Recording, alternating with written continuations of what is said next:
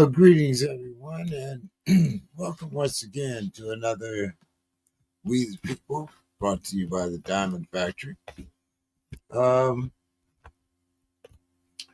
Tonight, we are going to delve into part one of a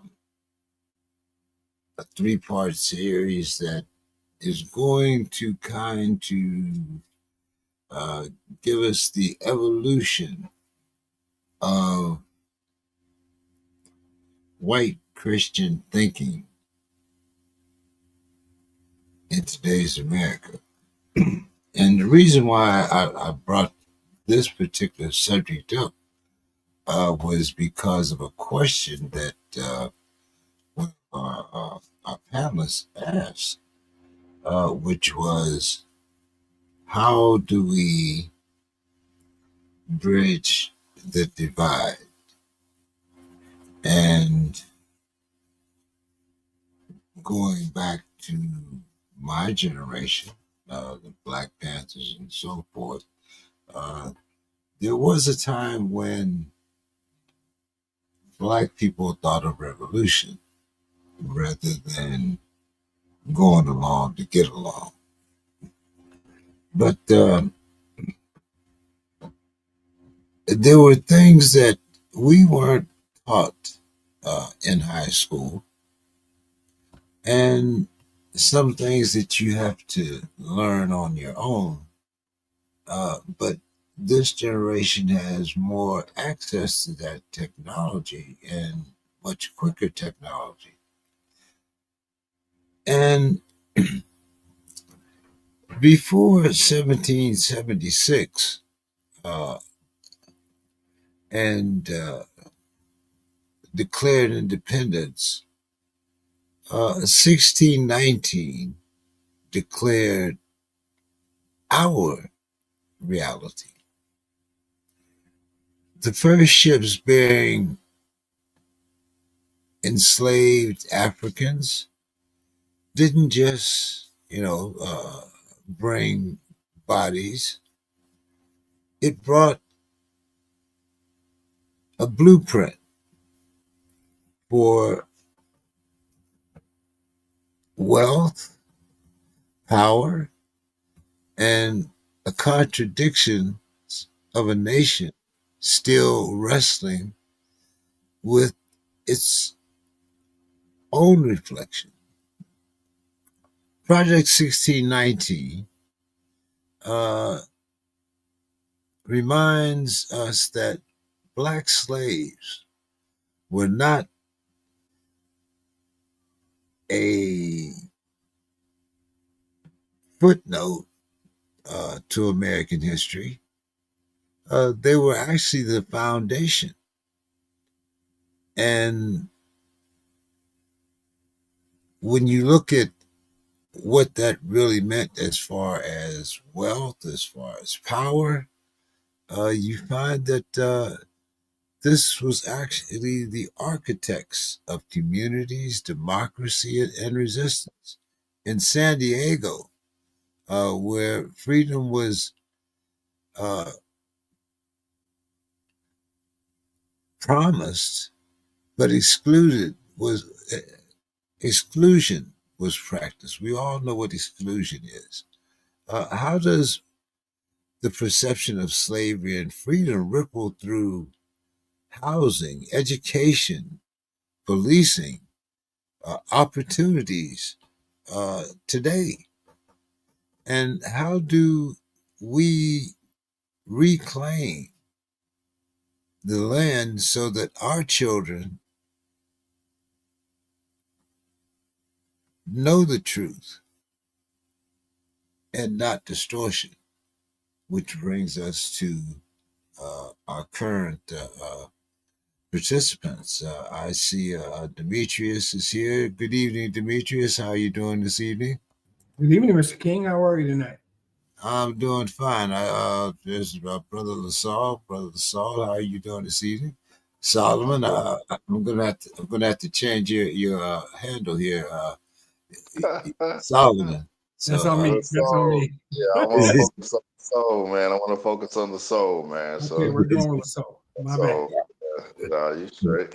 Appreciate it. I mean, you the only one that can call me that. How about that? uh, uh, Well, so I was looking into the 1619 project, and I'm going to bring it to reality when it comes to San Diego. And I was also using Minneapolis because that was one of the places that was really focused. I mean, even though we had Breonna Taylor and others, everyone knows about George Floyd. Everyone knows about a lot of the things that happened in Minneapolis. So we were going to kind of bring it down to a modern uh, interpretation so that our audience would be much easier for them to understand and to participate. So, Demetrius, I'm going to start with you. How does Project 1619, uh, how has it forced America to actually confront what was once something that they refused to say or to be seen? Yeah, so I think the fundamental thesis can't be argued, right? You can say this country was formed in 1776. The thesis of Project 1619 is no, it was not 1776. It was long before that. And if you look at it from a fundamental concept, I think it says no aspect of the country that's going to be formed, that would be formed, is untouched by years of slavery up till right now. And you can look at it in a number of ways. You can look at the democracy itself, how enslaved Black Americans fought, right, in the war that became the reality that was the United States of America. You can look at capitalism. Slave labor built the economy that formed and grew the country. You can look at the culture, our music, our art, our dance, our entire culture permeates everything as much as we'll let them do it, right? It permeates everything. And if you look at institutions and how racism has gone across, whether it's mass incarceration, healthcare, different systems that are touched by racism, the entire thing, every aspect of it is touched by the legacy of slavery. The long tail, I believe is the term you use, of slavery. Every aspect of this country from beginning to now, we could trace. Me and Brother LaSalle could give you, probably off the top of our head without a lot of work, a piece of slavery or racism or discrimination or systemic injustices that can touch everything. So it is Project 1619 is really, it's kind of undeniable if you read it and you're not a lunatic, right? Which I'm not going to grant. I'm not going to grant. But if you read it purely on a reasonable basis, you can't argue it. You might not like it. You can't argue it though. So I mean that's how when I read it, that's what I feel like. Yeah, okay, this all makes sense. It all makes sense. So Brother Saul, one of your passions is studying genealogical, what do they call it, genealogy, there you yeah, go. you got.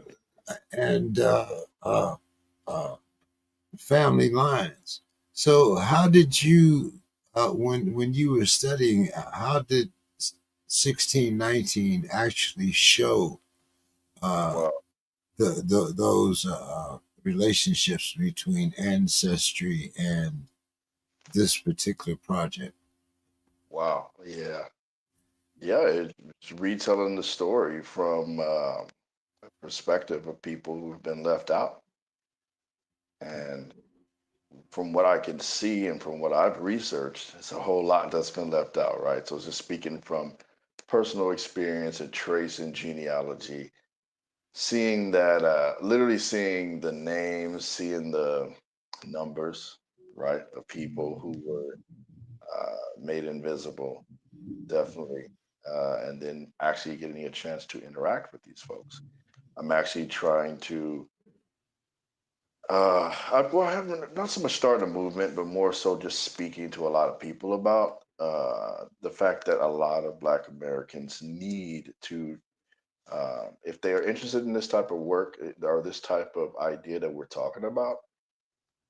I know DNA results, people have their objections like, okay, what are they going to do with our information? You know what I mean? Still, bottom line is if you, they're going to get it anyways. You know what I'm saying? So where I was getting to was that if you take a DNA test, you are going to see if you're a Black American, foundational Black American, American African, however, certain, people want to put it. You've been here since the founding. You have white cousins from slavery. It is a very high percentage. And the stuff, the depths of what I've seen, oh my gosh. So just take me, for example, 10% white American DNA. 10%. From that 10%, I have been able to find at least 8 slave owners from various sides of my tree. Wow. At least 8. That's like a low number. From what I intuit is there's more. So it's very personal and it's very, very, very, very obvious of what 1619. I'm very glad that the sister wrote the book and folks that she worked with. Because you're giving voice to the voiceless and you're telling the story from our perspective, which is long overdue, and we need to do more of it. But those, as far as the complainers about 1619 Project, I've read some of those criticisms, and it's like from people who clearly haven't read a lot of it, and for those who criticize it, it's like, oh, she wrote a history, and it says that, and her version of history is that America is the worst place, and that the only thing that is good about it is that it's still here. It's just exaggerations of what's actually there, and I've seen too much of it. Yeah. And so I'm impressed, and I can see the correlation between what I found in a lot of my research and 1619 Project. And by the way, the African connection, which I'm so glad she did that. Returning from Angola, for example.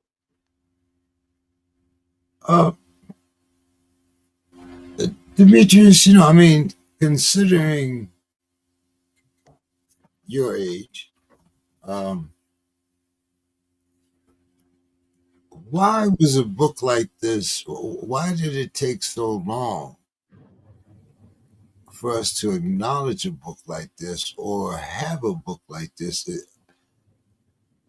Even though we went through the age of blackness and all of that, you know, uh, why did it take so long for a book like this to be written by us for us? Maybe that's the better question. Well, it's an incredible undertaking. First of all, it was no easy feat. Nicole Hannah Jones needs to have her name acknowledged, by the way, so we will acknowledge her for who she was. But an undertaking like this, just for someone to explore the legacy of slavery, in and of itself is an undertaking. And then to really dig deep into how various aspects shape our lives today, that's a lot of work, right? And it's a deep thing that everybody's not built for. I don't know how you get that published until recently, right? There was a time where she was never going to get this thing published. So we really can't, even 20 years ago, she might not have gotten this published. And welcome, Brother Masada. Good to see you. When we're digging into these are subjects that there are people, a lot of people, some that even look like us, sadly, who weren't ready to hear this. Some of this is these two brothers aren't here with us. They were ready. they're ready. But so my short answer is it is an enormous undertaking to do it right, and she did it right. It is a real project that took a lot of work, But the analysis piece, and you know me as someone who's focused on the data and the stats and the numbers, my hope was that if and when someone did this, if I thought about it, and maybe 15 or 20 years ago in the back of my mind, I thought, I hope somebody can do that. My biggest hope was that they did it right.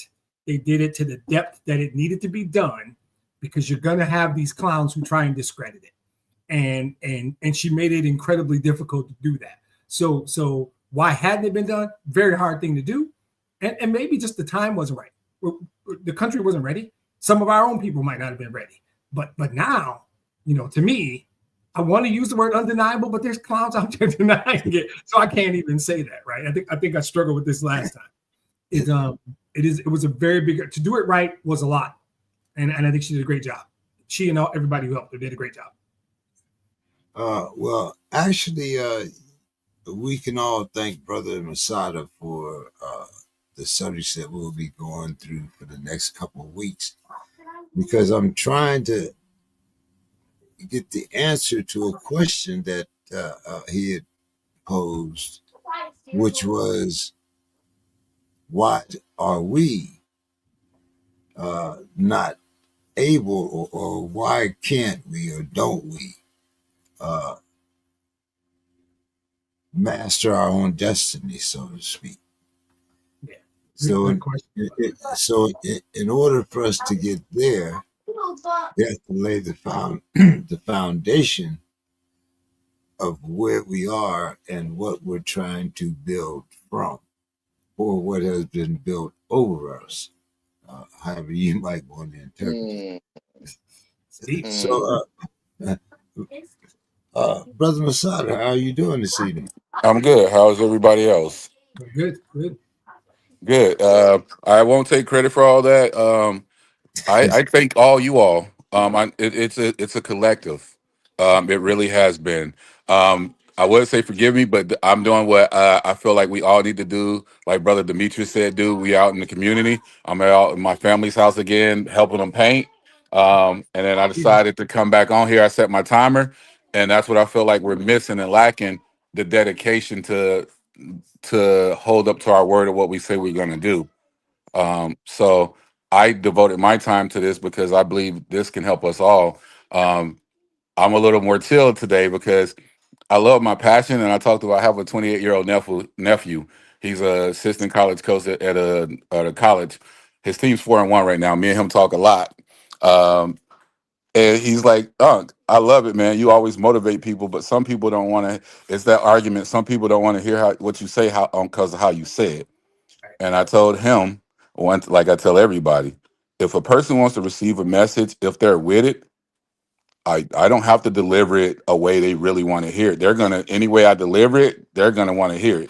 And what I mean by that, which doesn't sound right, is meaning if I tell somebody that's killing's wrong or you shouldn't kill, I shouldn't have to say that nicely if it affected me and my family. I should be like, motherfucker, FF, don't kill me. Right. And they would get it. The ones that wanted to get it and understand it would receive it because they would they would empathize and feel my energy of, I'm not mad at anyone. I am just elated because of somebody else got killed, and I shouldn't have to tell someone to get killed. So I'm gonna try to speak a little more calmly with you all today and let everybody know it's all of us and none of us. So when I say us first, oh, you're gonna eat, Bubba. We got to take care of us first because we haven't taken care of us. Getting back to what you said, mastering ourselves. I am tired of asking other people who don't know about me or my culture to represent me and my culture and then give me and my culture what's hot and then say that we're doing it. And that's what they do in fashion. That's what they do with books. Why you said the book hasn't been published? Because they'll give us the history they want us to learn, a high story history. They'll give us the fashion they want us to go after, the cars, the clothes, and all of that. And then they'll say that we're doing it because we mass produce it or we mass emphasize it and mass popularize. We make it popular. We polarize it ourselves, and we're like, ooh, we started with this because it had chains and whips, so that's why we want the big chains and all that to look where we came from with the chains and whips. And it's like, do we really? Because I'd rather have that 40 acres and a mule any day. I love it. Ain't nobody come here for no soft, kind Masada. I want it mad, veggie burger eating Masada. That's what I showed up for. I want you to eat the veggie burger in the middle of the podcast, not giving a damn. Ain't nobody come here for no kind. I'm gonna be nice, Masada. I didn't. That's not why I'm here. What are you talking I'm always nice though. That's what people don't get. I'm always nice. about? Absolutely. Bring the Yeah, message. We need all these messages. You know that. Yeah. So thank y'all. And not only that, I have a certain reputation to uphold. So Yes. And then, softies here. What's up? That's some other podcast. There's another podcast for that. Yeah, no.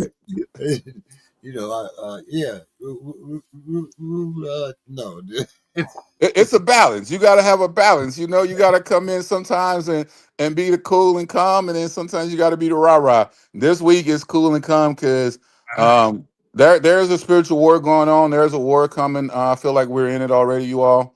And I do want to know why we can't Trumpanize everything, or I say we can't Trump stuff. We got to Obamanize it. I do want to know why a book about what's really been going on is not out there. I do want to know why more colleges and people or in businesses are getting away with DEI.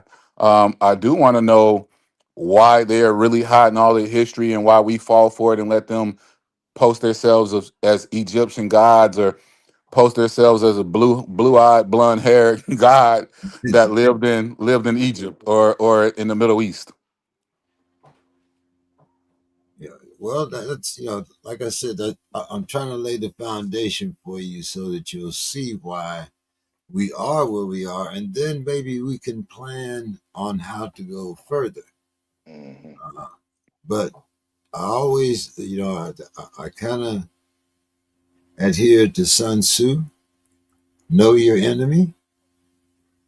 So if you don't know, I hope that's the reason why I've lived as long as I have. But things are a little more subtle now. And even when you look into um, how the book was published, how the book was received, and I'll start with our own people. Masada, a lot of our people, and I'm going to use people my age as an example. It seems like we still want to live in that age of we shall overcome. Um, if you just wait on the Lord, uh, things will get better. Um, we're better now than we were yesterday. And I mean, all of the little, like things that we go through, because if we say things stronger, we'll buy into that stereotype of that angry Negro, uh, and I'm using my terms, the terms that were familiar back in my day, because we weren't blacks, we were Negroes back then, and that was kind of the age of the dogs, and like sitting down and what they called nonviolence, at least on our part. So let's go back there, Masada. How do you change the mentality when you're as you would call them, when your storytellers, your gatekeepers, all have a different idea of advancement, or at least a different idea of how to advance? Easy. You said Sun Tzu said know your enemy, right? Before can know your enemy, you have to know yourself. Know thyself. We have to start going around and teaching ourselves, because what you just told me in your day, they said Negro. and then they said black, then they said African American, then they said Negro with the NIGGA, right? Now they saying YNs. Now they saying kings. Now they saying gods. Now they saying all of this, and nobody knows. They don't really know. The brother last week we talked about going inside yourself. I need to know myself. How do I know myself? Challenging myself to go learn it. We have all this technology. I got on this Zoom call on my iPhone. Y'all got on it through a computer, Mac or Android or whatever technology nowadays. Instead of going on Instagram, Snapchats, and looking at a fat ass, study looking at some football or study looking at basketball or and one thing, no shots to the athletes or the entertainers this week because one of my favorite songs just came on, y'all. It's called I Can't Breathe by Her. Her. That song is an awesome song. So there are some doing it, but we have to know ourselves to answer your question and make it short.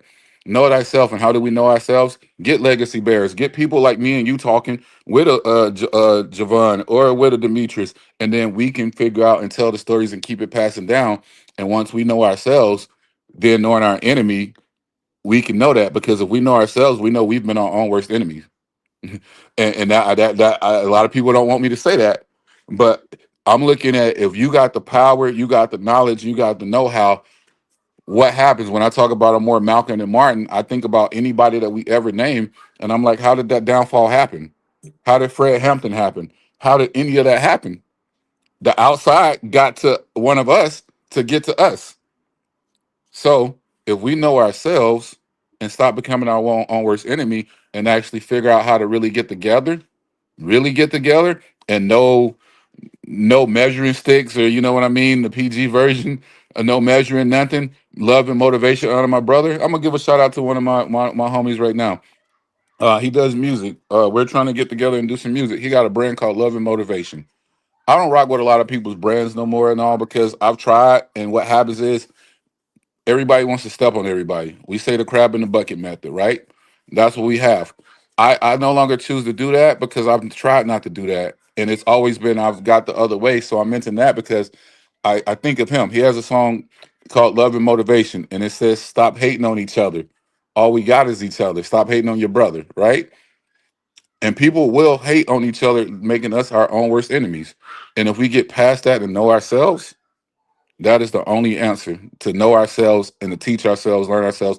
And this one, we've had so many great books, and everybody forget that we've been the great book writers and everything, and they've torn down civilizations of encyclopedias and libraries of our history. So we need to start finding that and retelling it. Uh, Brothers of Saul, is self-sabotage been our biggest obstacle? I would say that is very close to the biggest, if not the absolute biggest. Crab in the bucket syndrome, or you could even say H head inward in charge, or the token black person. HNIC. Yeah, and what's another one? And I had to check myself on this too. And this is some real stuff right now. We have three people and more who have an interest in history. Some have uh, formal education or not. And I realized I had to check myself because I'm like, wait a minute, it's my thing, history, and then like, and I had to read like, wait a minute, what the hell you mean that's your thing, like. And I caught that. I caught that really easy because it seems to be too easy to go that route. Where I'm from, I'm still detangling not just self sabotage, but self hatred wherever I find it. I think I've done a very, very good job, but it's a continuing road. When I was in a gang, they trained you like pit bulls. So as you see another black person, hey, that N word, hey, where you from, and so seeing similarities, it goes right into what you're saying. Seeing similarities, it made me meditate on the idea that this is a major issue. I know I'm highly developed in the area to where I can deal with it, I can find it, I can spot it and eliminate it like a missile. You know what I mean? But I know that is a major problem in the community where it's like everyone can't just get over that. It's going to be random ass warfare, in other words, from people who you thought were friends or associates, look like you, but because you have something that they wanted, you're a problem. Um, my brain, the way I'm guided, it was like, yeah, actually, with the history thing, like, actually, that makes it more rich because you have different perspectives and different a diversity of a love of history, for example, diversity of experiences. Um, how one-sided would it be if each person literally had just one thing they were in, and that none of them intersected with each other's? You know what I mean? Like the love of data, for example, that I have is nowhere near compared to Demetrius's, in the skill set too. You know, and I think in my arena, it's more like I want to boil something down to like the very, very bare minimum and find the truth about it, and that's where we cross. Why the hell would it have to be a problem? You know what I mean? And I think that is something that Black folks need to fix. Because for me, like I saw that and I caught it, and I love finding things like that in myself. Because then it's like, okay, yeah, got something to work on. You know what I mean? And I have. And so that's one example. Crab in the bucket. Just I forgot. I don't know the name of it, but basically, when there's one black person in the area where there's white people, or there's one black person that seems to be like when women, for example, The there's a trope token, are about you talking about? Yeah, the token, like a token. okay, I think it is token, but it's almost like the like you have a trope about ladies where she wear a dress that you wore and you're like that B word, you know what I mean? Yeah, very much like that, but for men and for black men, I think that is falls in a similar area, and I've definitely seen that. And I would say, yeah, if we're going to start as far as, and of course, we talk about this in more depth, comprehensively in person and in a more systematic way, but for sure, starting with perceptions of ourselves and working through that. Um, you know, I think that would be powerful, and that's what I advocate for too. Just from the go, self development, self empowerment, empowering each other, covert. Well, I didn't say it out loud, but yeah, covert assistance to each other. Okay, yeah. Um, Demetrius, I mean, we had gangs when, I was young. Uh, it's not like gangs were something new, but if I got caught in another neighborhood, the worst I would get is ass whooping and get my ass at home, because you might be sneaking over there to see a little girl or something. I mean, you, you know how things. Well, anyway, uh, so I mean, where did Identity. What do we identify as? Colorism, gangs, no? everything separates us. What I'm trying to say is, it seems like we took a big boom or separation in how we committed crimes before the 19. I want to say before the age of crack. You got, maybe, one guy might have got stabbed or, something like that, but you didn't have a guy coming by. Just to give you an example, I had a nephew in Youngstown. They got caught up in the gang thing. And when they killed him, I'm not going for this unalive bullshit, but when they killed him, there was 50 shell casings. Okay, Oh, 50. I have never used 50 bullets to kill one man in my life. I mean, that's just economics. Anyway, uh, what do you kind of attribute this? Not only the prison pipeline, but all of a sudden this urge to kill one another. What I mean, how did we turn to that? That was not really our way or our history, Demetrius? Yeah, Demetrius, tell me the stats and numbers on that, my brother. This is you want the rowdy me. I got a rowdy one for you. I want the stat numbers on that. When did we start doing that black on black, what they want to call it crime? When did that code come into existence? It's actually not that difficult to point it out. They spent hundreds of years building this perception of who we are, and they built it to themselves, and they put systems in place to make us look like criminals, linking it to race. Criminality and race isn't a real thing. My answer to you is there are there are numbers that link it, but it's not what you think, right? Those numbers actually favor the other way, but they have put policies in place and practices in place that drive you to believe that criminality and race have a connection. And there are some of us who bought into it. There are some of us who believed it. So they prosecuted us at a higher rate. We got more severe sentencing for the same crimes that white people got, so that they continue to build this idea that we are more prone to criminal behavior, and we started agreeing with it and buying it. And like there are surveys that say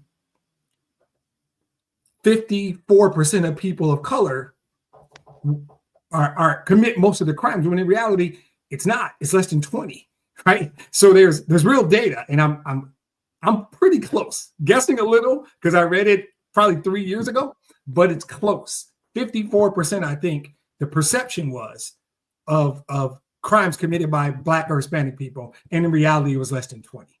The truth is, guys, most crimes, white men. Domestic violence, white men. Gun crimes, white men.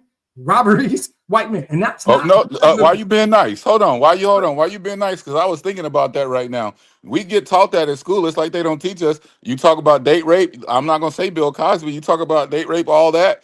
Yeah. I was speaking in that reality. A white woman or a Middle Eastern woman, Mexican woman, some other women would rather jump in a cab with a Dexter, knowing that Dexter is the one that got the date rape drug that's gonna do that. We're gonna kick them out. And I wonder, where does that perception come from? Now that's the hype Masada coming in, because that perception has always killed me. What's that? That's some powerful shit. That's that one right there. I'm writing that down. Yeah, they put it in movies and TV shows, everything, and then they'll still walk and clutch their purse around a me or you, but yet little Johnny can sit there and smile at him, and there they go. And people think this is us talking, and in reality, I'm gonna sound like I'm cocky or arrogant. I'm not. It just happens to be the kind of car I was driving at the time. But this was 3 years ago. I'm going into the grocery store, and it's in a relatively nice suburb. And I'm walking in, and the lady is walking out. First thing she does, y'all know the purse clutch, like guy heading for the end zone with the football. I make sure I don't fumble. And she's looking at me, and she stops and goes into her purse and grabs her keys. And I'm coming out. She's going in. Turns around, locks her Toyota Camry. I take out my keys and unlock my Audi that's right next to her Toyota. And then I just looked at it. Why? Really? And I just look at it, right? And so, like, what do you even do with that? What do you even do with that, right? But they have spent hundreds of years building these perceptions through Jim Crow laws and through mass incarceration and disparities in education and how they teach us, and all of the people they don't teach us about, because they don't want us to know about Dr. Charles Drew. They don't want us to know about Garrett Morgan. They don't want us to know about Langston Hughes. They don't want us to know about these people who have richly added to the culture of this country in phenomenal ways. They'll teach us about a few. The world. But not right, the world, not too many, right? They'll teach us about George Washington Carver, but the collective works of Frederick Douglass should be required reading. Was that a good feeling though?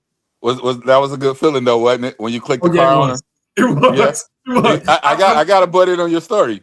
Imagine being in Hawaii, trying to go up to a top floor in a one. It was me, a Samoan lady, and a Islander on there, and then the Karen came in.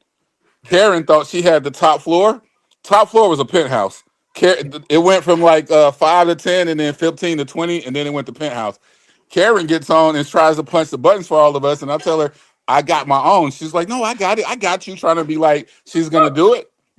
Karen didn't have penthouse. She couldn't punch penthouse, but I let her do it. I said, you want to do it? She said, yeah, I got it, because she was trying to make, how they make you feel small. I said, go ahead and do it. She said, what floor? I said, the top one. She hit it. It didn't work. I said, I got you. Everybody in the elevator, the Mexican woman, the Samoan, and the Islander, we all just start laughing. And that was, to me, that was a clap back to that Karen, because she got off feeling really small. It makes them think. Yeah, and it's rewarding, but then it's sad, right? Because Yes. this has been built. This is not just one isolated woman. This is a system and a culture and a legislature that has designed this.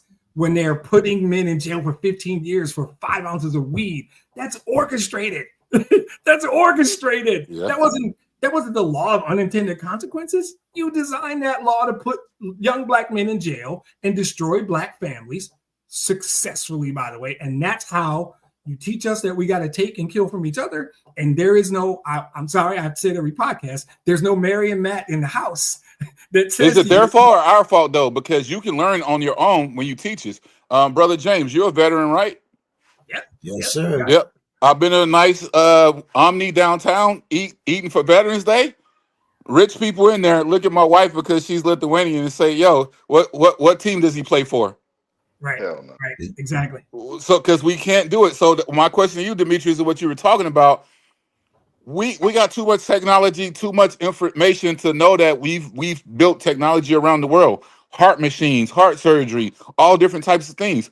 So how ignorant do you have to be to not want to hear that or not want to research it yourself or know it and still want to believe the opposite? So is it them teaching us, or is it us learning that ourselves and wanting to learn that behavior and both. wanting to be that mentality? It's both. But we got to change the narrative, right? We got to change it. We got to own banks and give mortgages to Black families. We have to teach our kids. We got to teach that neighbor kid. I got to teach the kid I meet at the grocery store.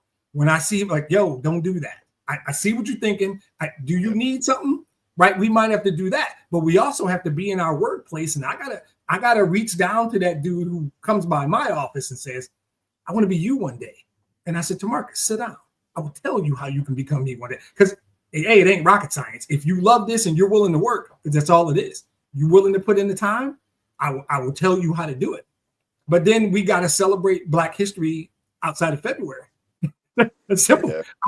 I can teach you about Black people in October. I'm not waiting to February. We're going to talk about Ida B. Wells today. Okay, so next podcast, you're going to bring one for October. I need you to bring me one for October next week. Bring you one what? A person to celebrate? I'll give you Yes. 20 of them right now. All right, James, let's give one to the people. Let's give one to the people. Okay. Roy Wilkins. There you go. Roy Wilkins. I got the slide right here ready. Let's go. I need it. We need it. He's an activist prominent in the civil rights movement from the 30s to the 70s. He led the NAACP. He won the 1969 Spring Arm Medal. If you don't know what that is, Google it. It's the biggest award, the most important medal a Black person can win in America. Roy Wilkins. There you go. That's your first one. Garrett Morgan invented the traffic light. I'll give you a bonus one.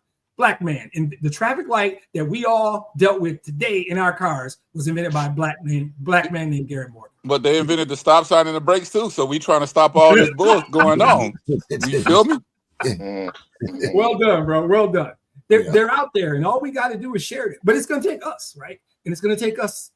So it is. But because we're fighting 400 years of orchestrated, institutionalized practices to get people to believe that we are criminals and we are not smart and we can't be educated and we can't accomplish things on our own. We're battling for, we don't deserve, we have to live in certain areas. They force us to live in certain areas. They wouldn't give us mortgages in the good neighborhoods. They wouldn't do that.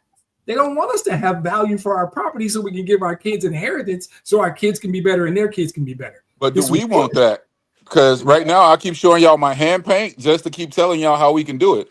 Right now, about 6 months ago, my brother came over and helped me build up my gazebo.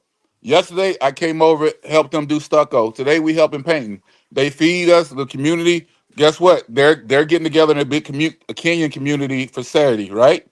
A big community of us, not just for church. You're doing it. You're doing it. You're doing everything I'm talking about. You're doing it. We have to do it on a bigger scale, though.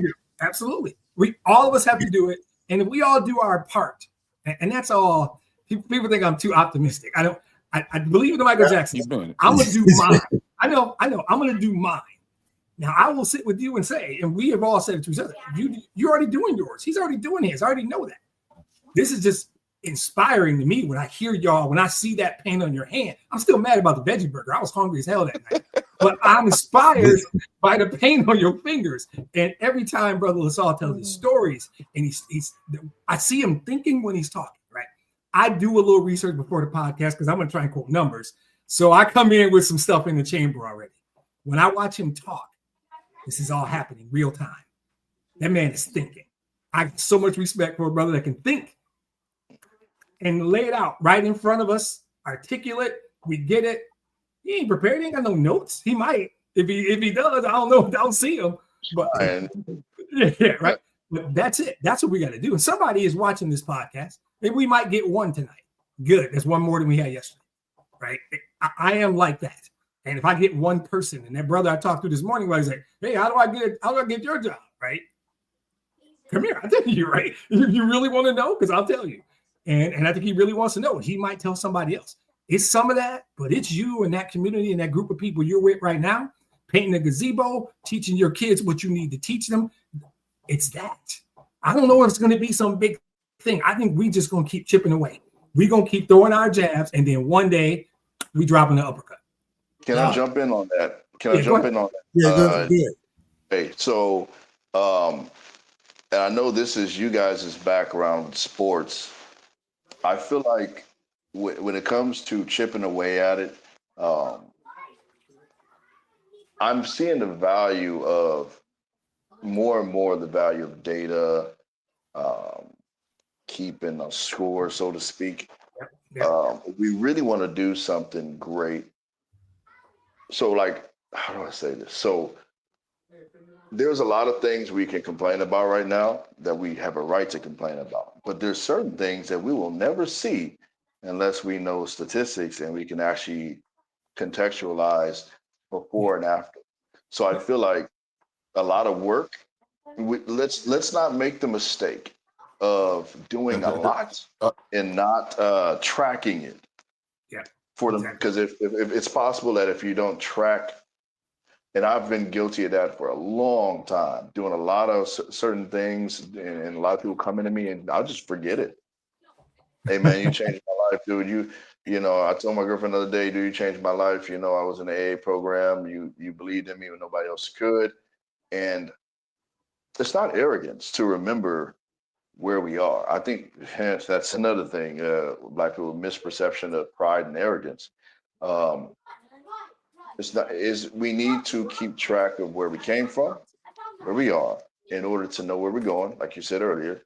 And I feel like somebody really, really needs. We need to like Ida B. Wells is a great example. Ida B. Wells, her work was taking down a lot of notes, and that work was pivotal to confronting the whole thing with lynching. She used data in that way, and that's what I'm talking about, using that today so that we'll know. Because I have a suspicion that some of the things that some of us complained about, if we knew where we came from and where exactly we are and where we're heading, we may actually be able to get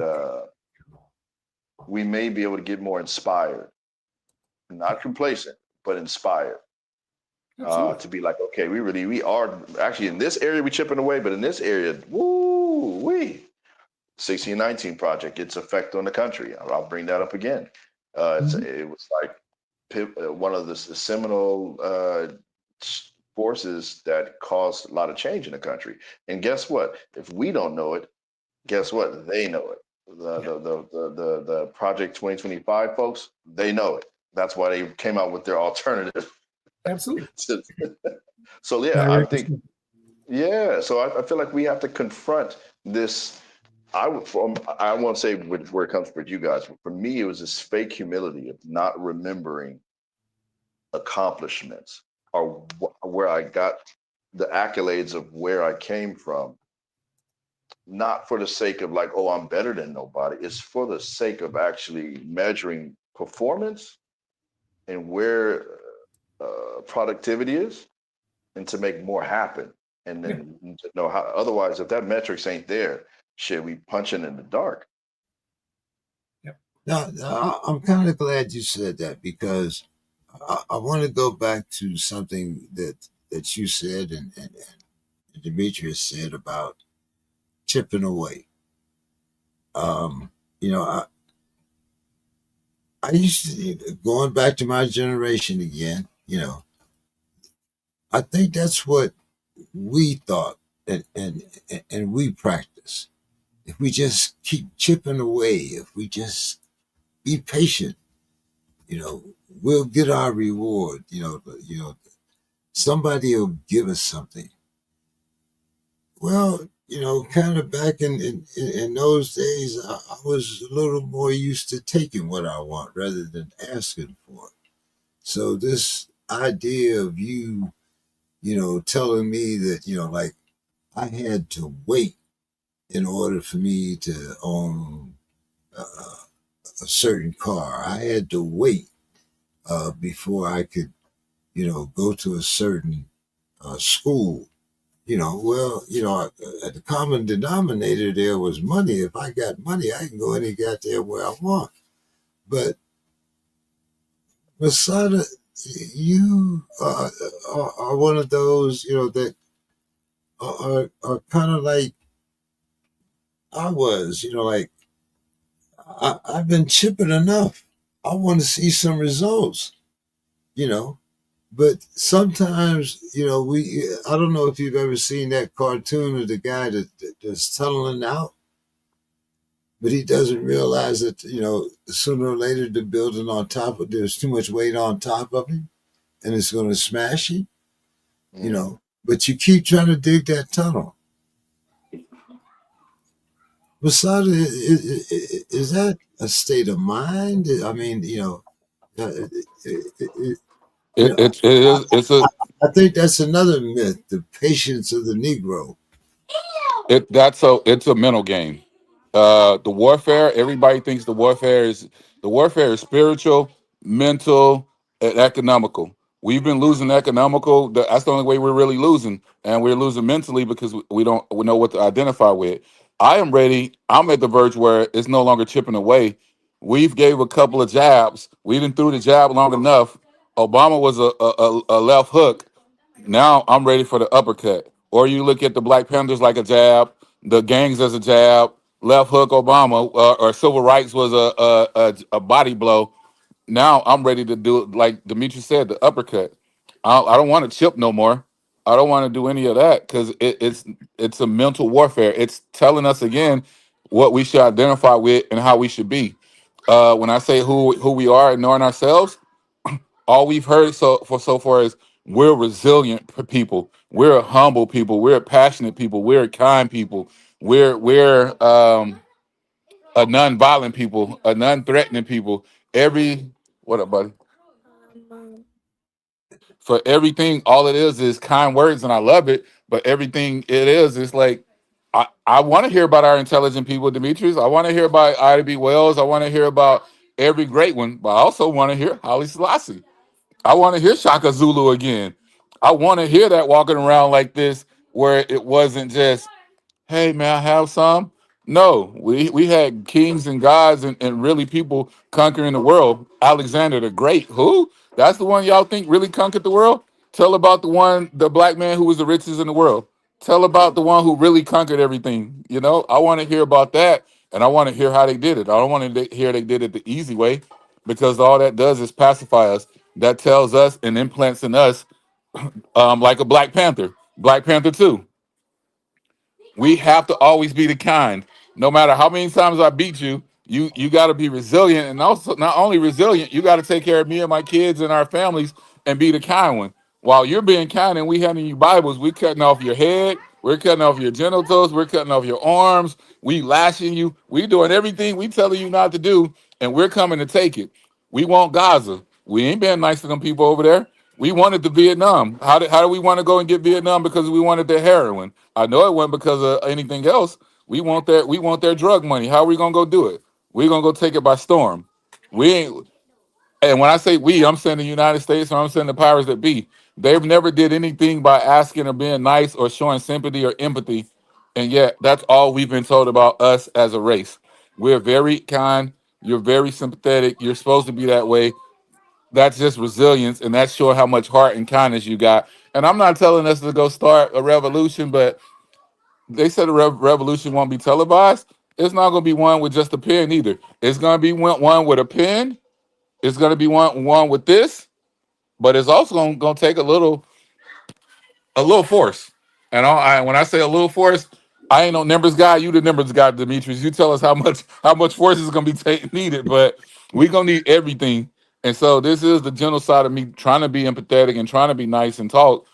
And we need to stand as one. But at one point in time, what I'm trying to say is you can't go to a resistance and tell that resistance kindly, you have to give me something that I've been asking for 1,000 years. My voice, my chipping, my jabbing, it's time. I'm in the ninth round, or we in the 12th round. They used to go 12 rounds in old school, right? Old school. I'm in the 12th round. I'm not trying to wait. I'm Rocky Face. I'm not trying to get Rocky Face no more. I'm Apollo Creed, the real Creed. I don't want to get beat up. I want to look pretty like a Mayweather and win. You know? So it's time to have Mayweather styles and tactics and defense. Mike Tyson, I'm gonna eat your children. Come on, Demetrius. I know you don't go speechless on me now. No, never, never, That was never. too much. No, not at all. I don't disagree with much of what you said. I will always be in the line when you did this, that's where you got me. I am always about outsmart them, outthink them. We have to teach our people about how to teach our people, right? And that's where it is. I think you beat them here. You beat them here. We can put our dukes up. We can throw our uppercuts. And I'm right there with you. I'm swinging, right? I will keep it in the boxing vein. I have always said, I get pissed when I hear people say so-and-so is the GOAT. And James has heard me say this before. There is no other GOAT. It's one GOAT. There's one GOAT, and his name's Muhammad Ali. And not just because he was probably technically the best. He was the smartest fighter in the history of boxing. He was the smartest human in the history of boxing. And I think that's where we win. We win in classrooms, teaching our kids about critical race theory. We win in jobs like mine where I'm teaching this kid what he needs to do. We have to change the perception and get back to civics within our communities, teaching each other, standing up. The lady down the street taught me stuff, and then my mom reinforced it. I'm there. I'm with Mary McLeod Bethune being on the cover of Time magazine in 1934. That to me, that's a one. That's why I want to show some little black girl. It's 1934, and this black lady's on the cover of Time magazine. That is not an easy feat. There was a reason she was acknowledged as the first lady of Negro America. She was educated. She was an educator. I will interrupt you for a second. Oh, this is go. I'm trying not to bring him out for two things. One, Muhammad Ali is my GOAT because of what he stood for. In boxing, technically, people won't want to hear this. Mayweather is one of the greatest ever alive because he technically boxed. I'm gonna get off of that. What I want to get on is you said what I want to get on. You don't gotta like the person, but what I want to get on is why do I care? And it's not why do I care, but I got to try to articulate this really right. Showing a little girl, Mary Bethune, on a time is awesome, but it's also saying, hey, look, we got an award from them. They awarded us by no. I'm saying for me, I feel like this.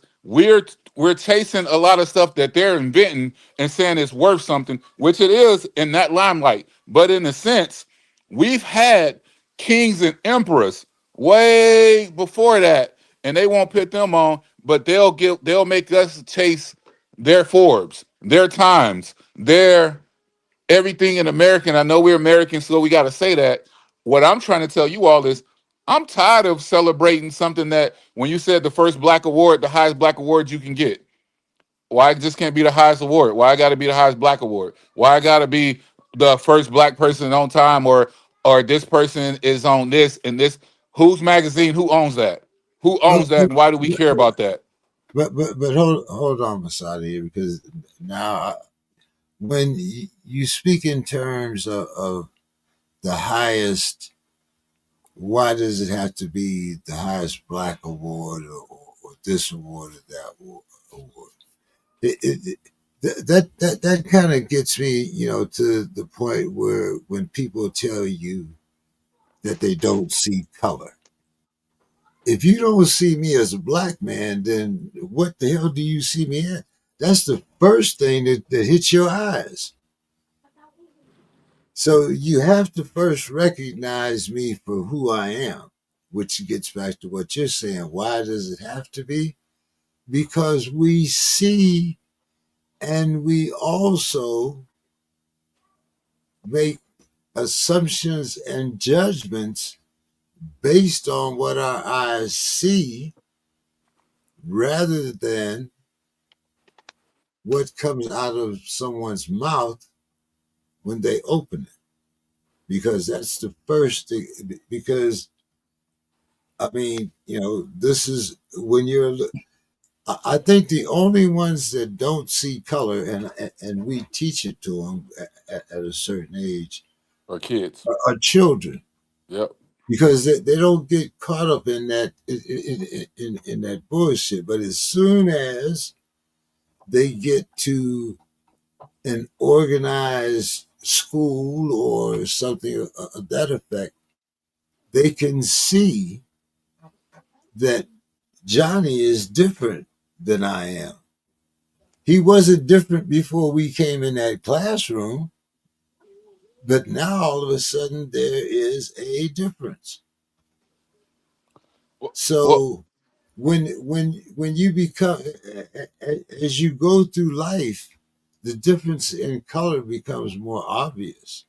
definitely more prevalent. Yes. I guess what I'm trying to say is, it's like when we were living in Africa or when we were in native indigenous to here, right? Before they had the industrialism, before they came with their hats on and their wigs and all the other stuff, right? I'm saying we're receiving awards from people that why are we caring about their side of things? I get that we're living in this world, but They're shaping how the am I trying to paradigm. say it? They're shaping the Yes. paradigm for us. Yeah. Yeah. No joke. So Well, we're no, go ahead. Sorry, I mean, no, go ahead, Demetrius or Lasal, because I'm trying to think of like we were African kings and princesses and Egyptian princes and kings and all that, and we used to go a certain way, and then they came with suits on, and then we got away from our dashikis and our dress, and now we let them establish that if you wearing a suit, that means you're somebody, and that to me Tell is me, what I'm trying to get away from, But because why are we Masada, letting them dictate who we are? Again, identification. so tell me Masada, why that. why is Motown no longer black? Why is BET owned by white people? So Same they can reason. control the narrative. but my point is, once again, what is the do in the 60s, 70s, probably up until the death of Berry Gordy, Motown was black owned. What changed the mindset where we were able to sell Our our, souls. basically our souls? Like Demetrius, coming to you here. The Uh, numbers came in. Demetrius, the, the money the, came up. the example of Michael Jackson buying the Beatles masters. That was an acquired wealth. Why can't we as a people still do that? Why are we selling off our legacy rather than building our legacy? yeah, I Yeah. think, and LaSalle, I think we interrupt you. I'm gonna get back to you in a sec. Sorry. I think Yep. my point about Mary McLeod Bethune being on the cover of Time magazine in 1934, it's not they rewarded us because they didn't give her shit. That was 90 years ago when she founded the National Council of Negro Women in 1935. My point is, hey, young black girl in 2025, that shit was hard. There ain't no Yes. reason you can't right now do your part. That lady's got a school in Florida named after her for a reason. She was an educator. She was a thinker. That's my point about that. I don't think she gave a damn about being on that magazine. She was too busy changing the world. I And agree then- with you. Y'all can't do it now. We talked about hope last week. That's what I'm talking about. I remember reading about Thurgood Marshall's first case when he first opened his law practice in Baltimore. I that, remember he wrote, "They think there's no chance I can win this case. And I know there's no chance I won't win this case." This is in the 30s. That man knew what he was doing. That's the resolve it's going to take. That's the education we got to give them. We got to show them Mary McLeod Bethune, not to say, look, they put her on Time magazine. We got to show them, say, look at how badass this lady was. She didn't let them stop her. She didn't give a shit about Time magazine. She's too busy changing the world. Ain't no reason we can't do that now, which is what I think we all want here. But it's going to take us convincing little black girls in 2025 that they can do what Mary McLeod Bethune did 90 years ago, right? When we get them thinking that, and we get the young men thinking, I can be a lawyer. Because in 1930, Thurgood Marshall launched his own law practice in a little bitty shithole in Baltimore. And you know what? He ended up being a Supreme Court justice. Don't put the first black in front of it. Doesn't matter. He became a justice on the Supreme Court. That's it. I keep doing this because this was, in my opinion, I didn't agree with most of what you said, but when you did this, you had me. That's when I know we're in lockstep. I think it's all up here. The mechanisms, we can do it. We got to fight 400 years of them telling us we are not good enough, we are not smart enough, that we're criminals. We can fight that if we think. If we think like Mary McLeod Bethune, if we think like Thurgood Marshall, if we think like Frederick Douglass, if we think like George Washington Carver, who said, "To hell with y'all. This is more than a peanut. I'm about to change the world. Y'all gonna be eating my butter 400 years from now," right? That's it. It's that innovative thinking that we have because we are kings and queens, because we did come from kings and queens, and we have this. That's the thing. We let them convince us we didn't have this, and we got to fight each other because you're wearing blue and I'm wearing red. I don't even know how that works. I grew up sheltered. I don't even know which one is which. To be honest. But we let them convince us that that's a reason to end that person's life. I ain't never ended another person's life. I pray to God I never will end another person's life. That's not what I'm here for. That's not what I'm on this planet to do. I'm on this planet to teach, to educate. Yeah, I know. I'm the stakes dude. I get it. But that's where I think I can do my part, and we all have a different role. I 100% agree with you on that. Everything you said, even with her, I'm not knocking her at all. I'm not knocking none of them. I'm saying I'm tired of trying to prove to them what they already know and we already know. If somebody knows I'm 6'4", I ain't got to prove to you what does it look like me going to a 5'2" dude trying to tell him, "Yo, come measure me. Come measure me. I'm taller than you." You could tell me I'm not. I'm not wanting your award. I guess I'm more on the Elijah Muhammad them. Let's build more black stuff like Black Wall Street again, but let's build a black BET. Let's build a black time. Let's build more stuff and celebrate ourselves so we can have our daughters wanting to be her instead of wanting to be a Cardi B or a Beyonce, which I would want them to be that too, and be highly successful in anything they want to do. But how are we in 2025 going to tell them that? Because them hearing that, even us showing that, they're still looking at, okay, that was then, this is now, I can go and get the money I want to go and be. We're still trying to chase what they're telling us that we need to chase instead of, I guess, having our own. So I'm not knocking anything. You have no idea how much I agree with you, Wade. I agree with everybody on here more than when y'all hear what I say. It's not a disagreement. It's just I want y'all to get fired up and tell me and sit with me and figure out how we can build our own to where we're not chasing them to tell them we're the smartest people or we're the hardest people or we're the this. We're just doing it and we're being it. And now all these younger brothers and sisters and everybody else can see it. Now they have no choice to do like they do and release a movie about the NASA women that really did the stuff. You know what I mean? Once you force that hand and you stop begging, stop asking, and start telling them we got our own, your time thing, I don't want that no more now. That presidency thing, we don't want that no more. That's little. I want more.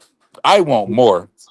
Well, see, that's the purpose of starting with the 1619 project, going to the 2025 project, so that we lay the foundations knowing what they expect or what they have, the position that they have regulated us to, so that we can find solutions to break down those particular barriers. But I also think that we have hit the pinnacle of resistance because back in my day, we couldn't say that we were the majority.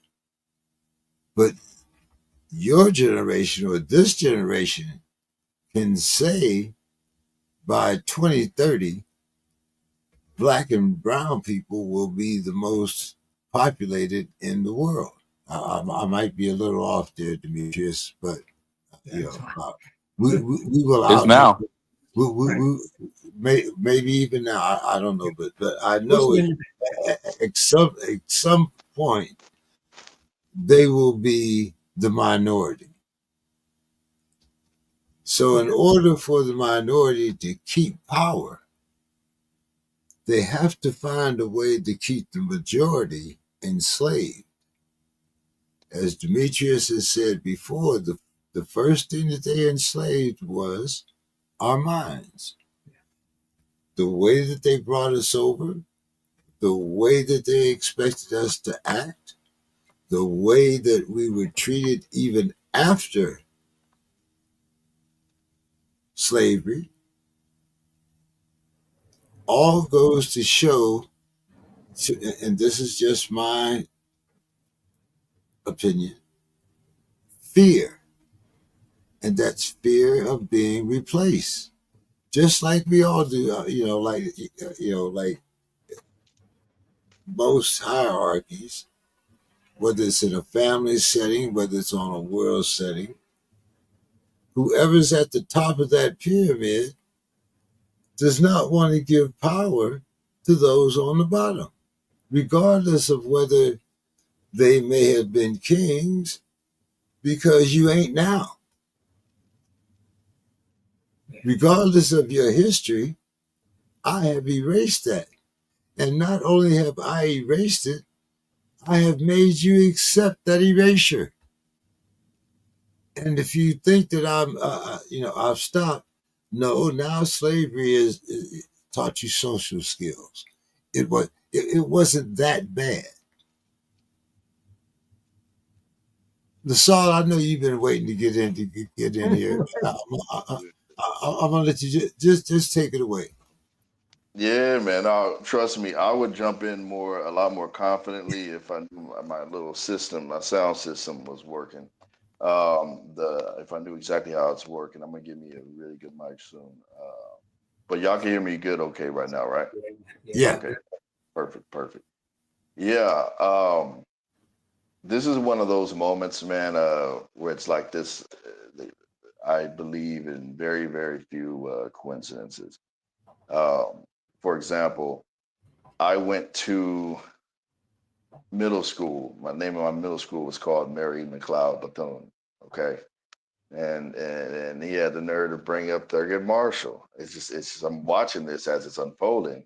Right after we talking about Mary McLeod Bethune, I talked about Thurgood Marshall. Well, first of all, by that school where I lived at, and this means something. Mary McLeod Bethune in L.A. That was very, very close, like within a block or two, something like that, very close to where Raymond Washington was killed. And if you should know who Raymond Washington is by now. One of the founders of the Bloods and Crips, one of the Bloods in particular. But he actually got assassinated there. Very suspicious killing, and he was actually aiming to unite the Bloods and Crips, and he learned what happened. I'm going back to for context, I'm going back to the topic we had regarding how do we become so violent? Not even so much violence, more so the perception of violence against each other, and then actually living out the perception of violence in this more like the 80s, you know what I mean, around that time. Uh, And it's very important to know that where I lived at in the 90s, I was going to middle school in the 90s. It was bad. It was like the movies, but and more, you know, helicopters, the gunshot, the bodies in the street, even in the alleyways, you know, uh, you know, and then also you have Thurgood Marshall. Well, that's when I actually dropped out. I flunked high school. I flunked high school. Fremont High, right there. That's actually where Raymond Washington was said to have started the Bloods of Raymond Washington. And I remember moving there from Compton. I was like, man, look at this. What is this, bro? Like where I lived in Compton was a pretty decent, uh, fairly, it's a fairly peaceful neighborhood, put it like that. But when going to South Central, it was like the end of the world, or like the movie Escape from LA. It was like, what the heck is going on here? In the daytime, it looked all right, but at nighttime, it's like, whoa, you know. So, dude, so all right, so you have me flunking the high school there. First day of Fremont High School, a blood goes in there. He has blue on, but my intuition tells me this is a blood. He interrupts like Straight Outta Compton, the movie. How the guy that came on the bus and Yeah, gangbanged on the kids. yeah. That really happened my first day of school. Kid come in, teacher didn't do anything to stop him. He's up here eyeballing people in the classroom. I'm sitting here like, what the heck is this? And he's like, yeah, nothing, cuz. I'm just trying to see if my homies here, cuz. He kept saying, cuz, you know. Couldn't be me. He was in high school. But that determination, that you know, like you could tell it was a whole thing that they had set up to catch Crips, basically, which ironically my family was associated with. Um, so too many distractions during that time. Brother got pistol whipped during the Broncos and Green Bay game. He was getting pistol whipped outside by a well-known gang member in the area. Um, it was bad. So the point is that was too much for me. I flunked. I couldn't focus on school. I couldn't focus on development or self-development. But what I was able to do, thankfully, was to convince my mother to put me in independent study. And that changed my life. The name of the school was Thurgood Marshall Independent Studies. Nice. And we went back to Compton. Uh, and that's where I actually learned, like, oh, wait a minute, I'm not stupid. Like this one person, I think she was one of my old teachers. She gave me lots of work, and apparently it was like, I'm confident in you to fulfill this. And I had to figure out how to actually get that done. But mind you, for context, during that time, I'd say around the year 2000, I remember I mentioned losing my mind. Mhm. That was around that time. It was a lead up. Once I found out I flunked, I lost it. And eventually got an independent study after I was in the psych ward for a little bit, 2 weeks. And what happened was I learned that, you know, just before that and afterwards, that, well, first of all, the love that was shown. And those are notes that I take to make sure that we apply these. I remember this black woman, a place called College Hospital. She made sure to say my name when she saw me. She picked me out of other people. We need to do that with each other, right? And that's, we need to do more of that. She picked me out of other folks and would say, hey, so and so, Lasso, how are you doing today? Other people walking by, she asked me. I had not been picked out like that to be shown that type of dedicated attention. And What's up, trust my nigga? me, Ain't that acknowledgement? I mean, heck nah, heck nah. Heck no, no, and you know, man, yeah, exactly, and I get your point. I was used to that. I was used to that, and and it's crazy because once I learned I was actually pretty good at these topics, the confidence that came with the love that was shown to me was transformative. But but I get what Brother Masada was saying about you could summarize it as the change in the standards. What we're talking about is, bringing it back to what we were just talking about, changing standards of what we expect, what we live up to. But we need to, and this is where I'm going to add something to what you guys brought up. When we're talking about moving forward, doing things better in the future, we cannot do that until we deal with certain things. That's why it's so important to talk about history. We have some weeds that need to be pulled up. We talked about farming a little while ago, Masada. We need to deprogram. There needs to be an active campaign of deprogramming the minds, then there'll be room for progress going forward, because there's weeds in the mind. Some of it that we talked about, grabbing the barrel mentality. Our standards are unfortunately established for us. The double mind that we talked about, W. Du Bois. So in other words, start with the root cause. That's where I am. Actively, not just do the things that you guys mentioned, but also actively deprogram the mind before we can actually give them a new operating system. We need to delete the viruses out the shit. See, you talked about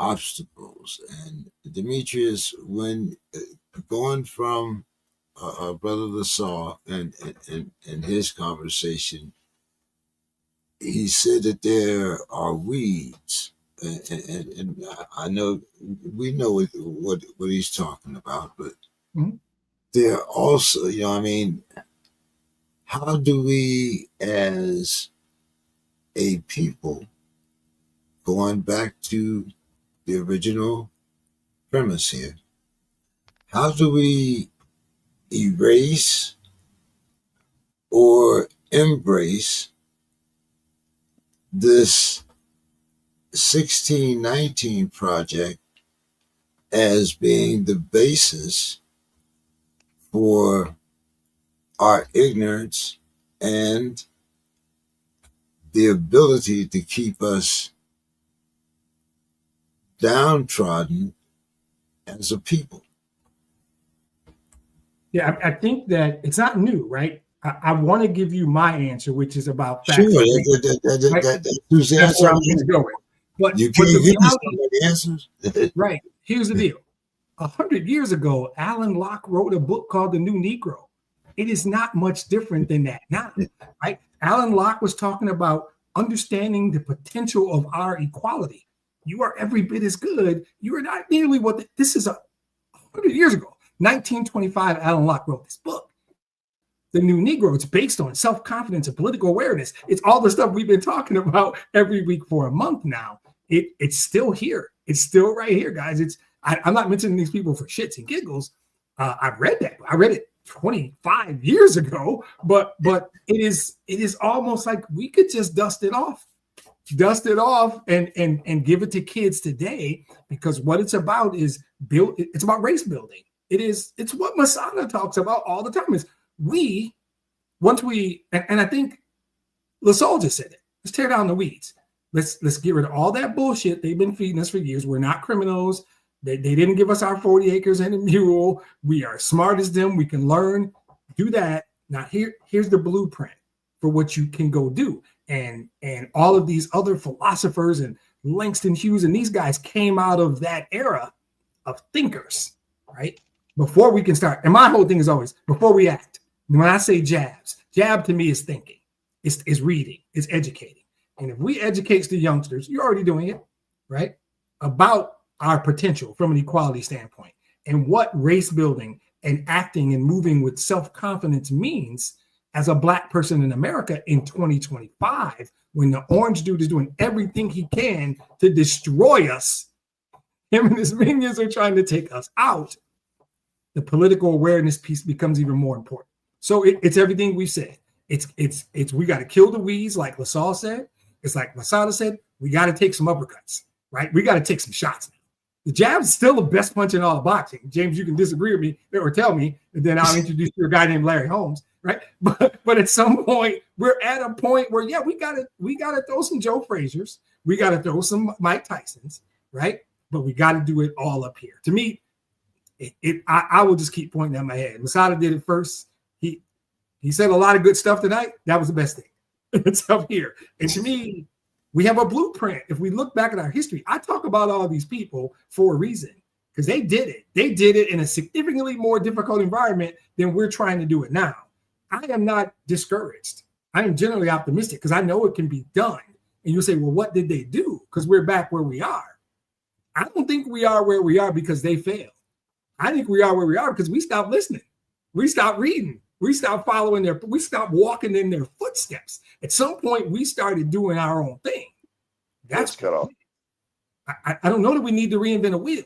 I think it might be there. I think if we go back and read, it's there for us. And then we just got to get together, like Masada always says, in a group. And I got nothing against entertainers. I don't need them. They can do what they do. I ain't mad at nobody. I want thinkers. I want educators. I want political activists. I want people who can think and who can speak, who can inspire, who can teach, who can lead. That's what I want. And we probably need everybody. I shouldn't limit it, right? But I think the work is there, right? The work is there for us to go back and look at and read and understand whether it could be a play by Amiri Baraka that can inspire you. And you can go, oh, wait a minute. Wow, I can look at this and see this defining work of African-American culture in the late part of the 20th century. Or all these, every one of those people to me has a piece that they give us, they've given to us, they've laid for us. We just got to go back and look. I'm optimistic because I think it's all there for us. And if kill the weeds, like LaSalle said, get together and read and organize and move as a unit. I mean, that sounds really simple. It just made it sound real easy. It is not. It is not. No, it definitely isn't. Masada, I'm gonna let you get back to your community there. I know I still can't manage my time well, but why don't you give us your final thoughts for the night? Hope everybody enjoyed the conversation, and I look forward to having everybody back next week, maybe even a couple more. I've invited another gentleman to help with our discussion in this Project 2025. So if we can get another guest on next week, I'll do that. But Masada, why don't you give us your final thoughts for the week? Okay. My final thoughts is everything that LaSalle said, everything that Demetrius said, everything that you're saying and we're talking about. My thoughts with that is I'm not asking entertainers. I speak on the entertainer side because I'm an entertainer. But how cool it would be, what you said earlier in it, we don't want just February and Black History Month. I don't want just Juneteenth. What I want is a Juneteenth every month, Black History every month. But I don't want George Washington Carver anymore. I still do, but I want some new ones. That's all I'm saying. So listen to me before you. It's not that I don't want them. I want new ones. Why do I have to wait to Juneteenth to celebrate me and then have a party and then not get information fed? How can we get information fed? One of my favorite hip hop songs. I started with her. She has the "I Just Can't Breathe." One of my other ones is Dead Prez. It's called hip hop, and it's bigger than hip hop. And I feel like with stuff like that, that to me is what I went back and researched. I know some of these people y'all name because of a Tupac. I know some of these people because of a KRS-One or some of these other entertainers that made me go and want to hear that. Like this podcast, it is live. If it says one person watched it, I don't care. I know more other people watched it. It's like if you post on Instagram, you can have 1,000 views and 2 likes. I don't care who liked it. I know people saw it. I don't care if you agree with it. I know you heard it. So why what I want is I want more of this pushed on a daily, on a monthly of give me those 20 names. When you were saying them, Demetrius, listen, best believe, brother, I'm sitting there like, oh, I gotta go research that. Oh, I'm gonna go research this one. So we need to put that in our kids' minds that where did we lose that? Where did we lose that story of, hey, Madam C.J. Walker? I got taught that when I was little. They called my hair nappy and all that. I got told about who made this perm stuff. I got told about how she went and got money like that. And it wasn't about her going to get the money. It was like you said. She did it in a time where they weren't even giving it to us, but she took it. So y'all be proving my point. When you be like, yo, she was on time and she went and did this, and George Washington, they went and took it. They weren't asking for nothing. And then they were forced. When I say they, the hands that are being, the powers that are be, were forced to be like, hey, we got to put them on time. We have to do this. This peanut butter stuff's so good that we got to eat it too. We got to give them props. So that's why I want us to get back to a pride level, a standard of, it's not cockiness if we say we came from kings and gods and pharaohs.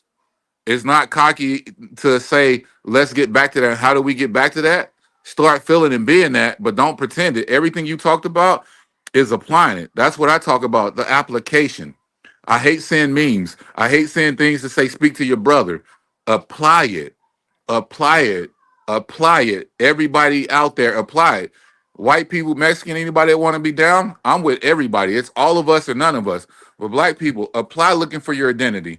It's out there. You can look up anything that we're talking about. You can look up anything today. You don't got to believe everything, but at least go seek it. And that's from your TikTok to Snapchats and all these other things that we can mention. Utilize your time wise. They used to say to hide something from us, we put it in a book, right? Nowadays, to hide something for us, put a little flashiness with it, put some money by it, and put a big ass by it, and we gone. We don't even look at the truth no more. We don't want to see that. We don't want to go look at time and go and be that lady. We want to look at YouTube or TV now and be that flashiness. To really be that flashiness, you all as a people, I'm gonna keep coming in this room. I'm gonna keep talking. I'm gonna keep switching it up because it ain't switching it up. It's showing you different sides of me, different facets of me. We have different people that we need to be, and that's part of my mental thinking. I can be ignorant, and I can be intelligent, and I can be articulate, and I can be a thinker. And just because I'm passionate, that doesn't lower who I am. Just because I came in painter's clothes today, doesn't stand who I am and value who I am. My color doesn't dictate who I am. I love it. I've been this since I was young, but I also been taught that inside of me is limitless. Yep. We need to understand that there is no ceiling anymore. We have hit the peak of resilience. We need to go past that summit now. It's limitless. Gain our power back by speaking power into each other. And I will speak power into you, James. I'll speak power into you, Demetrius. I'll speak power into you, the brother LaSalle. All y'all are my brothers. All y'all are my uncles. All y'all are my dads. All y'all are my younger brothers and older brothers. I see you all. I respect you all. And once we start doing that with each other and no competition, we're going to get back to where we were and stop letting other people dictate how we see ourselves, because a Gucci bag don't determine who I am. Audi, Mercedes, a gold chain, a platinum record, presidency, a time in a magazine cover that they made. None of that dictates who I am, because none of that I can take with me. None of that is who I am. Who I am is what I do to my brothers and my sisters and the people out in this world. That's what a dude named Jesus was doing. That's what Muhammad was doing. That's what Krishna was doing. That's what Buddha was doing. All these people that we celebrate and hold as idols, and they say don't hold us as idols. Just do what we're doing. Do what we did. Do what we preach. I hear you all. I stand with that. And that's how I'm going to leave it, Brother James. Well All said. right. Well, Well hey, said. man, always good to see you, Brother Basada, and you, Brother LaSalle. We have to get back together, have one of our little meetings like we did before. So you guys kind of let me know when you got some time. I'm going to pull Brother, up on Demetrius in D.C. or Virginia, that DMV. I'm I pulling got up on you, brother. I got plenty of flight miles. James know how much I travel. Y'all let me know. I'll Don't burn tell some me. miles and fly out there, man. Y'all get Don't tell me. Hold on. Oh, you know what? When you said that, I should have Innovation. ended with this. I didn't mean to get on it, but we need to hold up our word. That's the thing. Hold up our word. We said do it. I used to, that was, and once again, I'm not afraid of my background, but that used to be the code when you were in the penitentiary, when you were locked up. The only thing you had was your word. If you if you fucked up and guys didn't trust you, you might not be able to finish that bit. But and I found the same thing when I was in the army. The only thing you have is your word. And a man that can't keep his word is an empty vessel. But Holy. I I, I digress. Brother Demetrius, Yeah, final so thought. yeah. I want to talk about curriculums, right? One of the key things they're doing right now is how they're trying to do this is they're influencing curriculums. They're making teachers scared to teach. They're banning books. They're banning topics. There is a direct correlation between curriculum and topic bans in what we're trying to do. And I think we have to find a way to do it. And it might be the way we're talking about now, where on this podcast, I will keep dropping names. I'll give y'all one more, one of my favorites. The brother's name is Ernest Just, J-U-S-T. Look him up, right? He's a biologist. His work is in cell regeneration in organisms, IVF, women trying to get pregnant through in vitro. All that traces back to him. He's got over 70 papers written on fertility and early embryonic development. This man was brilliant. This man's work is impacting the lives of people today. And we don't know who he is. I do, but they don't know who he is. And oh, by the way, him and 3 of his boys founded a little organization at Howard University called Omega Psi Phi. And I wasn't a member, but if you know, you know, right? You know it. You know it too. Right? You know you when you see one. Exactly. That is no insignificant thing to us. So look up Ernest Just. Just Google him and read what he, and you think about the impact on the lives of Americans today this black man had, right? But they're banning these books and they're banning these topics, and there's a direct correlation. Teachers are self-censoring because they're scared. And in 2022, my last stat, James, sorry, one more, right? In 2022, there is a group that puts out reports on bills that go through Congress, where they're focused. And more than half of the restrictive bills introduced in the Congress specifically identified punishing teachers for teaching certain topics. They're literally restricting what our teachers can teach. So we have to take ownership as dads, as uncles, as brothers, as podcasters to teach in that way. Because my hope, one young African-American person gave us an hour and a half, 2 hours tonight and said, wait a minute, wait, what's her name? Ida what? Or Ernest who? Or Garrett what? And they're Googling them because they're on the phone right now. And they're Googling. And if we did that, or when Masada is talking to these people and they're like, who was Fred Hampton? Well, they probably saw the movie. That wasn't a bad movie. It was a pretty good movie. But they might now know who Fred Hampton is just by hearing it. So we gotta throw out the names. We gotta talk about these people, right? We gotta talk about Madam C.J. Walker. Yes, a black woman in like 1905 was a millionaire. They didn't tell me that when I was a kid. I learned that when I was in college in an African American studies class. How did I not know that as a 5th grader? What? So they're restricting what our teachers can teach. They're the metaphorical day. It's legislature. It's them. They're not going to let our kids get this information in school. So we got to feed them. We got to feed them every day, all day. We got to feed them. That's my final thoughts. Let's us feed them. However we want to do it. However we can do it. Very good thought. Very good thought. LaSalle, take us home. Give us your final thoughts. You know you got something good. I saw the pen work and he's ready. I ain't got no pen. So what pen are you talking about? No, I don't want to follow too much from what you guys have said, but I do want to go to what you mentioned about, and this is something that it's more of a request than a final comment. So you mentioned how we have historical models already, Demetrius, for a lot of this stuff already. I wonder, and I'm pretty sure that if I find there's plenty of sources too, I don't think there's the documentaries. I feel like the modern day language documentaries would probably be more effective, especially with this generation. Yes. And I'm guilty of that too. I mean, I can read, I can write, I can speak, I can read out loud and all that, but something about documentaries, right? To this day, that Judas and the Black Messiah and Lakeith, the way he played that role. Oh, he killed it, didn't he? And I saw in one, the boy so bad, so cold at acting. I just finally seen a video of the gentleman that he played, the dude that he played earlier, and I'm looking like, oh my God, he nailed it. He did. The cockiness, just the like he playing around with Fred Hampton, like, yeah, I get all this stuff, I'll get the roof done, all that, and they show him on there like oh my God, you killed it, and but more to that point, the young man, was he 21, Fred Hampton, when he died, when he was murdered? Yep. So he was so cold with it that Great movie, outstanding. There's people who will watch it once a month, and I'm one of them. Yeah.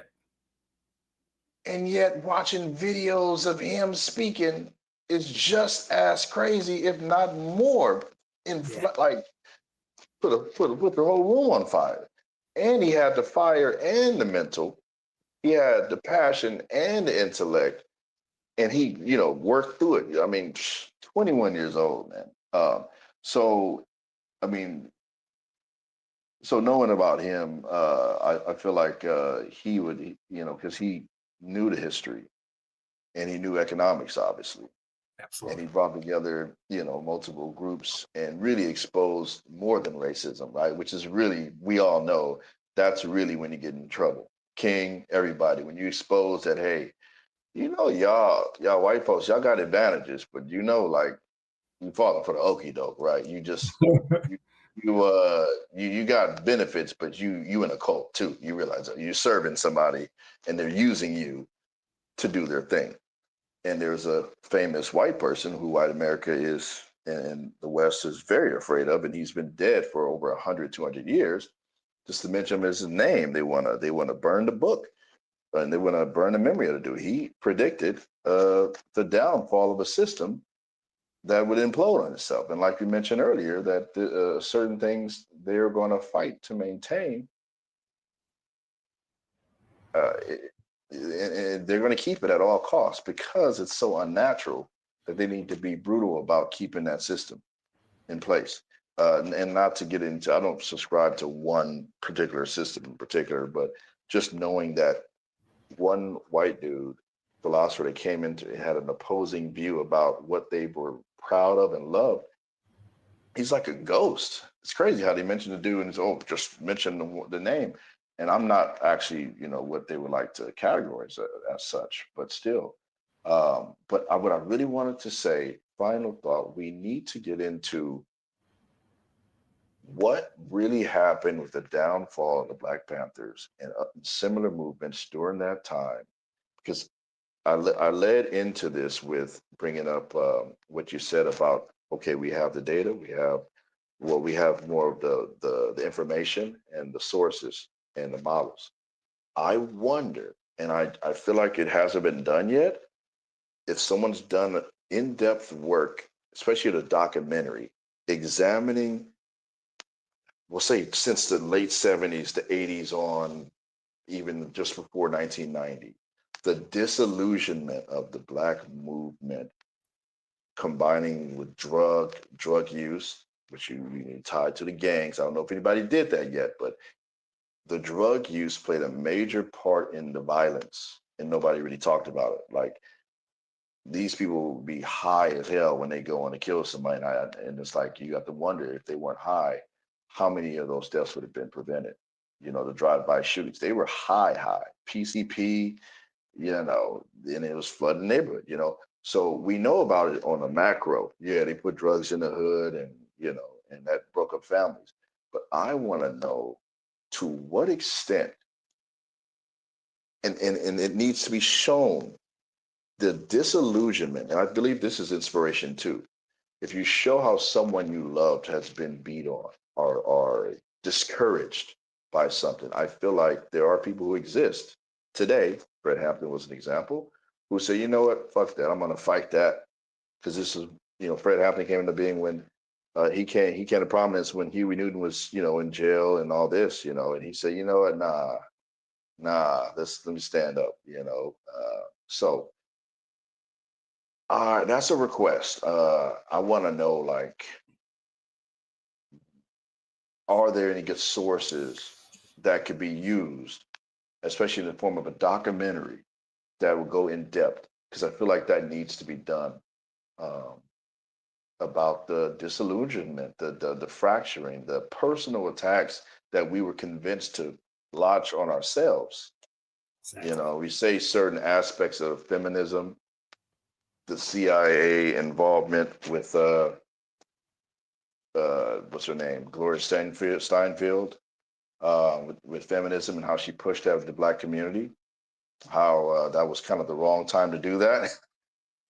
We needed to get more and more stronger. White feminism, obviously, that's a whole history, a whole history. But so I feel like that would be powerful.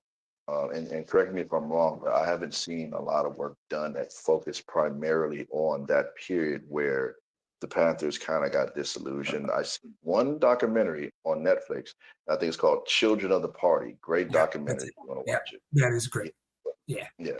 So there's not. I don't think there's too many documented movies. But there are little subtle hints that they do. I'm trying to think of the name of the show. It's a show called Snowfall, and of course they blame it off of drugs, and it's if people look at it at that, but they don't look at the CIA going in there, and that's a small microscopic picture of it. But that right there shows how they can do it and what they did. And I like a show like that because even though I don't watch TV, but my little 24-year-old nephew told me, "Unc, you gotta watch it." I gave it a chance. I watched it and I liked it because when I watched it, I said, "I hope he's watching." He said, "Yeah, Unc, I saw it. I saw how they were putting the drugs in there, how they were using us against each other, how they did all of that, and how it was affected us worldwide." And so I'm just like you. I hope they do come out with more documentaries. But that's the way we can do it in the entertainment, in the different things. Well, yeah, and how they shaped this character Franklin and molded him to be almost a weapon. Like what Masada's saying, they weaponized Franklin, this young man who they saw had leadership capabilities, who they saw had a work ethic, and they took him and they shaped him and they made him a weapon against his own people. And that's a very, very good call out, Masada. That's really good. But I think I saw the documentary you saw. It doesn't go as deep, I think, as you want. I don't know that anybody will go that deep or can go that deep, right? It would be a great study. Maybe we should take it on as a group. Well, and that's kind of what I'm hinting at. And I know folks with some capabilities. What's a one I'll just throw out the last one. Same topic. The SWAT team's first job. Damn near like the SWAT team came into existence to confront the Black Panthers in LA. Yeah. Why do you think? Why do you think we have tanks in the neighborhood? I mean, We know why. Control. I mean, you can go, going back in the history, you can go back to the organization now. Does anybody remember them? Oh yeah. Philadelphia. They were bombed. What did they? I mean, there's only been 2 places that were bombed officially by the United States in the United States, and both of them were black. Right. Look that up too. But So anyway, with all this, I know we gotta go. But Demetrius, you brought up something about how if somebody's watching it, they'll pull something from it. That's if they want to learn. When I watched Snowfall, you know what I went and bought? I bought I gotta read it. I have it at my house. The spook who sat at the table, or the spook next door. Just because I heard it on that show.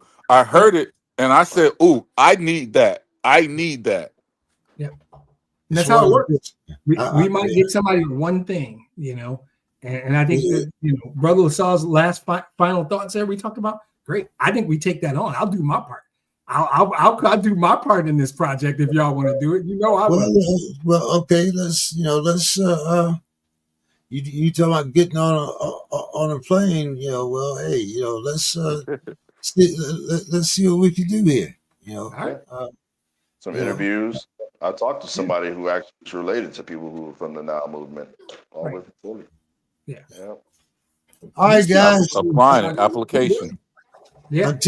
Until next week, I shall see everybody, and hey, have a great Forgive week, me, brother. Go ahead. Can we after this? Can you do the group chat about actually a date to actually do this? The you coming out and us meeting? Yeah, not here, sure. but Let's end the program and then we can talk. Hold on. Sounds Have good. a good week, everyone. Right. Thank you.